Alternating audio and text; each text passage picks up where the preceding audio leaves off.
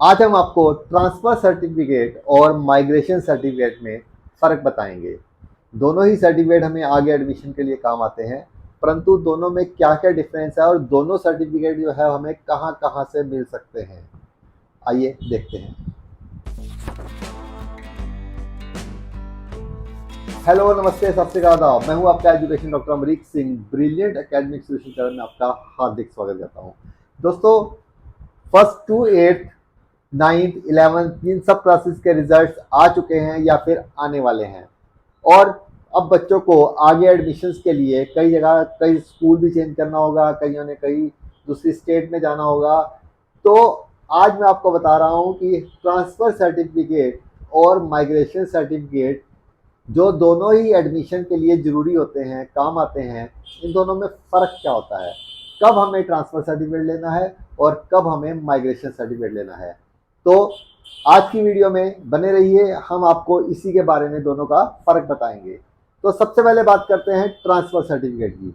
तो दोस्तों, transfer certificate आप किसी भी क्लास में हो, चाहे फर्स्ट टू ट्वेल्थ, कभी भी आपको ट्रांसफ़र सर्टिफिकेट लेना पड़ सकता है अगर आप दूसरे स्कूल में एडमिशन लेना चाह रहे हैं। यानी आप जिस स्कूल में पढ़ रहे हैं उस स्कूल को आप छोड़ना चाह रहे हैं और उसकी जगह पर आप नए स्कूल में एडमिशन लेना चाह रहे हैं, तो आपको ट्रांसफ़र सर्टिफिकेट की ज़रूरत पड़ेगी। ट्रांसफ़र सर्टिफिकेट स्कूल ही इशू करता है, ये कहीं बोर्ड से हमें नहीं मिलता, ये हमें अपने स्कूल से ही लेना होता है। और स्कूल वाले सिर्फ यही क्लियर करते हैं उस सर्टिफिकेट के अंदर कि हमें इस बच्चे के स्कूल छोड़ने पर कोई ऑब्जेक्शन नहीं है। इस बच्चे ने हमारे स्कूल के जितने भी ड्यूज़ हैं, जो भी इन्होंने लाइब्रेरी की बुक्स ले रखी हैं या जो भी स्कूल की फ़ीस है, कोई भी लैब चार्जेस हैं, वो सब के सब पे किए हुए हैं। यानी क्लियरेंस उसको लेनी होती है स्कूल की तरफ से, यानी उसको सारे उसने ड्यूज़ पे किए हुए हैं। और अब ये बच्चा अगर किसी दूसरे स्कूल में एडमिशन ले रहा है तो हमें इसकी कोई भी आपत्ति नहीं है।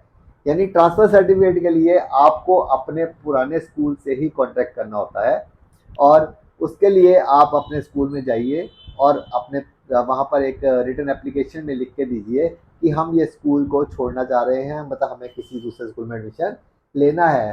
कारण आप कुछ भी लिख सकते हैं कि हम ट्रांसफ़र कर रहे हैं, मतलब जहाँ से हमारी दूसरी जगह ट्रांसफ़र हो रही है, या स्कूल हमें दूर पड़ेगा, या कोई भी आपका जो रीज़न हो आप वो उसमें लिख के अपने पुराने स्कूल में जमा करवा सकते हैं। ट्रांसफ़र सर्टिफिकेट आप तब तक मत निकलवाइए जब तक आप उस क्लास में पास नहीं होते, क्योंकि ट्रांसफ़र सर्टिफिकेट में क्लियरली लिखा होता है कि आप किस क्लास में पढ़ रहे हैं। जैसे मान लीजिए आप 11th में फेल हो गए हो, तो अगर आप वहाँ से ट्रांसफ़र सर्टिफिकेट ले रहे हो तो उसमें आपका 11th फेल ही लिखा आएगा या फिर स्टडिंग इन 11th क्लास लिखा आएगा। और यदि मान लीजिए आपकी 11th में कंपार्टमेंट है तो आप थोड़ा वेट कर लीजिए, आप उस कंपार्टमेंट का जो पेपर है उसको क्लियर होने दीजिए, उसके बाद ही अपना ट्रांसफ़र सर्टिफिकेट लीजिए। क्योंकि ट्रांसफ़र सर्टिफिकेट के समय वो वही देखेंगे कि आप किस क्लास में पढ़ रहे हैं, तो उस पर फिर वही लिखेंगे, 11th में ही लिखेंगे, तो उससे फिर आपको आगे एडमिशन लेने में दिक्कत आएगी। ट्रांसफ़र सर्टिफिकेट की कोई फ़ीस नहीं होती, ये आप स्कूल से फ्री ऑफ कॉस्ट ले सकते हैं, परंतु कुछ प्राइवेट स्कूल इसके लिए कुछ चार्जेस भी ले लेते हैं, परंतु इसकी वैसे कोई फ़ीस नहीं होती। गवर्नमेंट स्कूल्स में या वैसे तो ये फ्री होता है, वैसे तो ये प्राइवेट स्कूल्स वाले भी फ्री ही देते हैं, परंतु कुछ स्कूल इसके लिए कुछ चार्ज ले लेते हैं। दूसरी बात, ट्रांसफ़र सर्टिफिकेट को जो एजुकेशन ऑफिसर है वहाँ से, यानी आपको जो आपके इलाके का, आपके राज्य का जो भी एजुकेशन ऑफिस होता है, उससे अटेस्ट करवाना भी ज़रूरी होता है, क्योंकि उसके बिना उस ट्रांसफ़र सर्टिफिकेट की कोई वैल्यू नहीं होती। यानी आपको एजुकेशन ऑफिस में जाकर, वैसे तो स्कूल वालों का ही ये काम होता है कि वो आपको आपके ट्रांसफ़र सर्टिफिकेट को अटेस्ट करवा के दें, मतलब एजुकेशन ऑफिस के साथ उनकी जो टाइप होता है वो उससे वहाँ से साइन करवा के ही देते हैं। परंतु कुछ स्कूल वाले इस बात से पल्ला झाड़ लेते हैं कि जाकर खुद कराओ। तो हर इलाके का अपना अपना एजुकेशन ऑफिस होता है, तो आप अपने कंसर्न एजुकेशन ऑफिस से जाकर उस सर्टिफिकेट को अटेस्ट करवा के रख लें, क्योंकि जब आपको एडमिशन लेना होगा तब आपको ये करवाना ही पड़ेगा, तो उस समय फिर आपका टाइम खराब होता है। तो कभी भी आपको जैसे नेक्स्ट क्लास में एडमिशन या किसी और स्कूल में एडमिशन लेनी है तो ट्रांसफ़र सर्टिफिकेट लेते ही आप देख लीजिए कि उस पर एजुकेशन ऑफिसर के साइन हैं या नहीं है। तो एजुकेशन ऑफिसर हर सर्टिफिकेट को यानी हर ट्रांसफ़र सर्टिफिकेट को अटेस्ट करते हैं, चाहे वो गवर्नमेंट स्कूल का बच्चा हो चाहे वो प्राइवेट स्कूल का बच्चा हो। तो हर एक सर्टिफिकेट जो है वो एजुकेशन ऑफिसर से अटेस्ट होना बहुत ज़रूरी होता है। अब हम बात करते हैं माइग्रेशन सर्टिफिकेट की। तो माइग्रेशन सर्टिफिकेट जो होता है ये सिर्फ 10th और 12th के बच्चों को ही मिलता है और अपने ही बोर्ड से उनको लेना होता है। अगर वो सीबीएसई से पढ़ रहे हैं तो उन्हें माइग्रेशन सर्टिफिकेट सीबीएसई से इशू करवाना होता है और अगर वो किसी और बोर्ड से आईसीएसई से पढ़ रहे हैं तो आईसीएसई से, अगर वो मान लो इलाहाबाद बोर्ड से पढ़ रहे हैं तो अपने उन्हें कंसर्न बोर्ड से सर्टिफिकेट लेना होता है।